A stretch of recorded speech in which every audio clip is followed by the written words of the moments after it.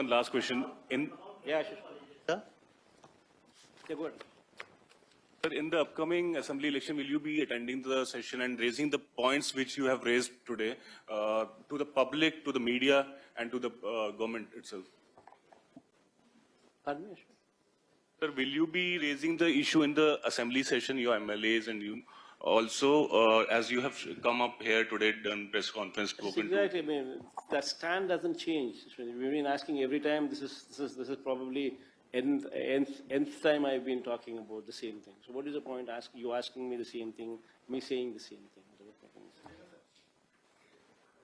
Sorry?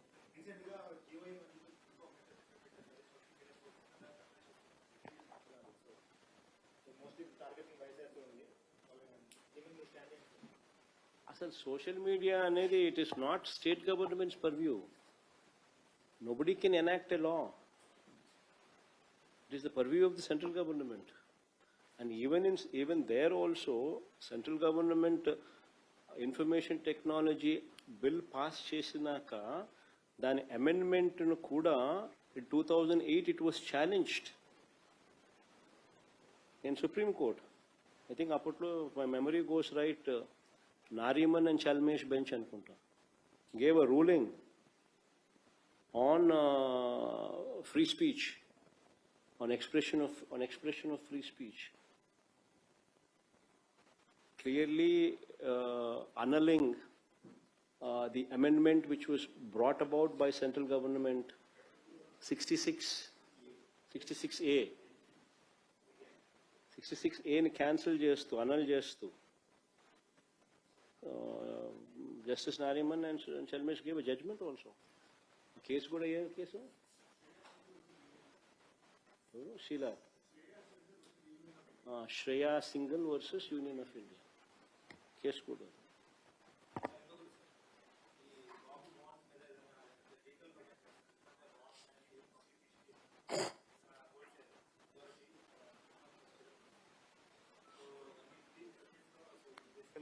We focus the same thing. So are you going to take anything legal action?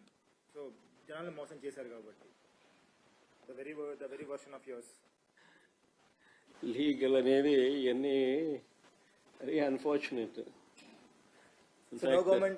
ప్రజలు ఈ బాండ్లు తీసుకొని కోర్టుకు పోవాలి. కోర్టుకు పోతే కోర్టులు ఏం చెప్తాయి అప్పుడు చూడాలి. నిజంగా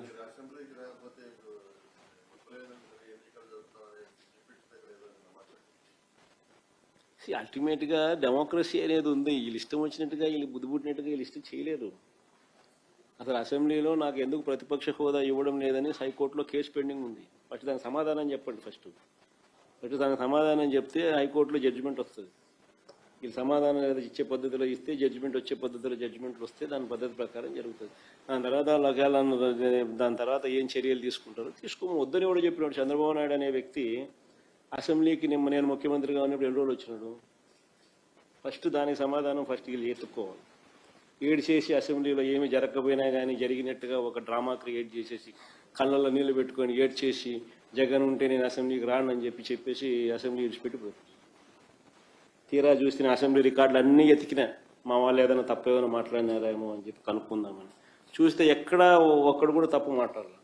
అడే మాట్లాడని అసలు ఏమీ మాట్లాడాల, జరగని కూడా జరగల. ఒక జరగని ఇన్సిడెంట్ జరిగినట్టుగా ఈయనంతకి దాన్ని చెప్పుకొని దాన్ని మళ్ళీ ఏడ్ చేసి దాన్ని యాగి చేసి లాస్ట్కి ఏంటంటే సారాంశం ఏంటంటే అసెంబ్లీకి రావడం లేదని చెప్పడానికి. మన ఆ రోజు నుంచి అసెంబ్లీకి రాలే కదా ఆయన. మరి ఎందుకు రాలే? రాకపోయినట్టు ఏం చేసినారు? ఎవడేం చేయలేడు. డెమోక్రసీలో ప్రజలు అల్టిమేట్లీ నిర్ణయాధికారులు. ఎట్టా ఈయన ఒప్పుకున్నా ఒప్పుకోకపోయినా ఇంకోటి జరిగినా 3 ఏళ్లలో ఎట్టా ఎన్నికలు వస్తాయి. ఏం చేసినా కానీ 3 ఏళ్ళే కదా.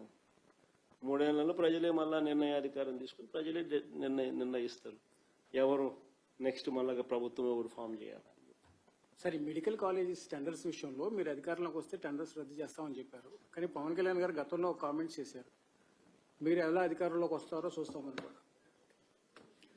ఈయన చూసేది ఏంటి స్వామి నాకు అర్థం కాదు. ఈయన చూసేది ఏంటి నాకు అర్థం. పైన దేవుడు కింద ప్రజల ఆశ. So you just mentioned that you want to. తర్వాత ఈవీఎంలు ఫస్ట్ ఈవీఎంలు తప్పు అని చెప్పింది చంద్రబాబు నాయుడు గారే.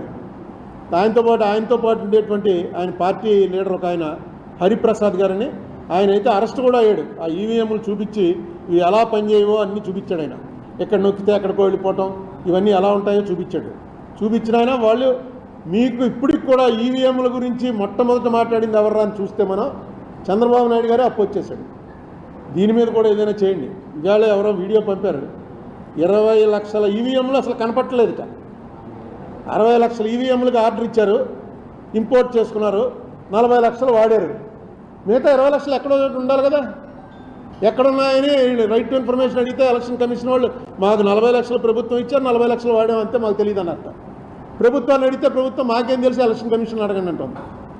20 లక్షల ఈవీఎంలు దింపారు, అవి ఏమైపోయాయో తెలియట్లేదని ఈవేళ ఒక పెద్ద లీడర్, ఆయన కమ్యూనిస్ట్ లీడరు, ఆయన పెట్టాడు 20 లక్షలు ఏమైపోయాయని. ఇలాంటి వాటిని అన్నిటి నుంచి కూడా ప్రజల్లో అసలు అనుమానమే రాకూడదు. మనం వేసిన ఓటు కరెక్ట్గా దానికి వెళ్తుందా, ఇది మారిపోతుందా అనేటువంటి అనుమానమే రాకూడదు. చంద్రబాబు నాయుడు గారు ఆ విషయం మీద కూడా ఆయన దృష్టి పెట్టాలి. ఎందుకంటే మంచి అవకాశం వచ్చింది. బీజేపీ ఎన్డీఏ కూడా, ఎన్డీఏకి ఇండియాకి ఓన్లీ 2%, 2 కూడా పూర్తిగా లేదు, 2% ఓట్స్ డిఫరెన్సే ఉంది ఇండియా గ్రూప్కి ఎన్డీఏకి. సీట్లు వీటిలో చాలా తేడాలు వస్తాయి. సీట్లు బట్టి కాకుండా ఓటింగ్ చూసుకుంటే ఎన్డీఏకి దీనికి కేవలం 2% కూడా పూర్తిగా లేదు, 1.9% తేడాలో ఉన్నారు. ఇది మంచి అవకాశం. ఈ మంచి అవకాశాన్ని చంద్రబాబు నాయుడు గారు సద్వినియోగం చేసుకోవాలని కోరుకుంటున్నా. మనకు కూడా ఇక్కడ ఇటువంటి ఈ వీళ్ళు కూడా వైసీపీ వాళ్ళు కూడా ఏం డిస్కరేజ్ అవ్వాల్సినటువంటి అవసరం లేదు. 26 సీట్లు వచ్చాయి, గుర్తు తెచ్చుకోండి. 94లో నేను ఫస్ట్ అసెంబ్లీకి పోటీ చేసినప్పుడు పివి నరసింహరావు గారు ప్రధానమంత్రిగా ఉండగా ఇక్కడ కాంగ్రెస్కి వచ్చినటువంటి సీట్లు 26 మాత్రమే. ఏది 294కి 26, 296కి 26 వచ్చింది. మళ్ళీ ఎలక్షను 96 నుంచి 99లో కొంచెం పెరిగాం. 2004 వచ్చేటప్పటికి 181 సీట్లతో అధికారంలోకి వచ్చాం. రెండే పార్టీలు ఉన్నప్పుడు, ఇప్పుడు రెండే పార్టీలు ఉన్నాయి ఇక్కడ, మిగతా పార్టీలు ఎవడో ఒకటి జారబడాలి. ఒకటి జగన్మోహన్ రెడ్డి పార్టీ, ఒకటి నారా చంద్రబాబు నాయుడు పార్టీ. ఈ రెండే పార్టీలు ఉన్నప్పుడు ఇలాంటివి సాధ్యం అవుతాయి, వన్ సైడ్గా ఇటో వన్ సైడ్గా అటో.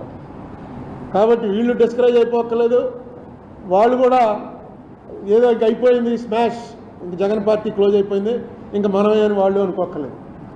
ఇక్కడ ఈవేళ ఉన్నటువంటి వాతావరణం చంద్రబాబు నాయుడు గారి ఎక్స్పీరియన్స్ తగ్గట్టుగా రైట్ టైంలో రైట్ డెసిషన్ వచ్చిందని నేను అనుకుంటున్నాను.